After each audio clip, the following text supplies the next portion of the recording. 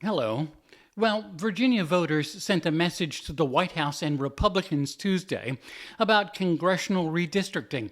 Now under Democratic control, including the governor, Virginians voted for a plan to let the majority create as many as 4 new districts with Democratic majorities. A lone Republican favoring district stretches all the way to far southwestern Virginia and features a crab claw kind of design. Now, this is not the way the Founding Fathers thought House of Representatives seats should be done. But while the Constitution specifically requires a decennial census to determine how many seats go to each state, there is no prohibition in the Constitution to prevent changing districts whenever. In fact, for decades, courts have had a hand in changing districts, often because of racial factors and blatant politics. And speaking of blatant, it was Republicans who started this race to the bottom by launching redistricting at the behest of President Donald Trump. And look for Florida to try its own GOP favoring plan soon. I repeat, this is not the way the system is supposed to work, and you wonder if the Supreme Court will have to chime in down the road.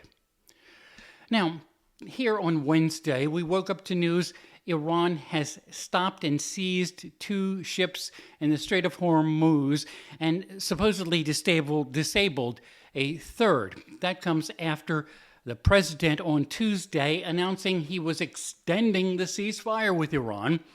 Here's his comments Tuesday to CNBC's morning Squawk Box program that's described by media watchers as favorable to the president.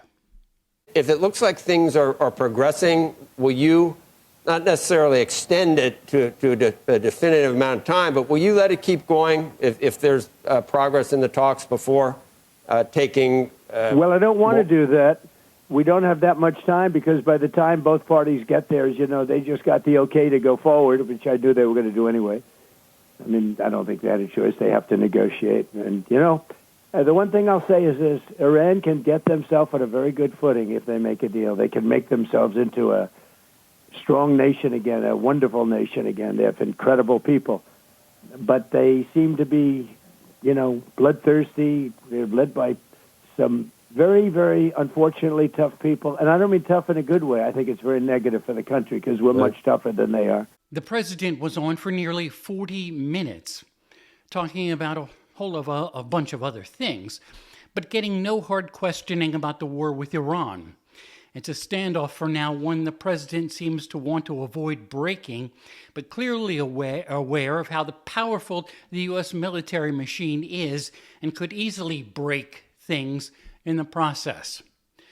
Now, let me take a moment, and if you like what you've heard in this post, and you are perhaps a subscriber, thank you very much. But please also pass along this site to other people you think might find it interesting and informative with the occasional posts I make.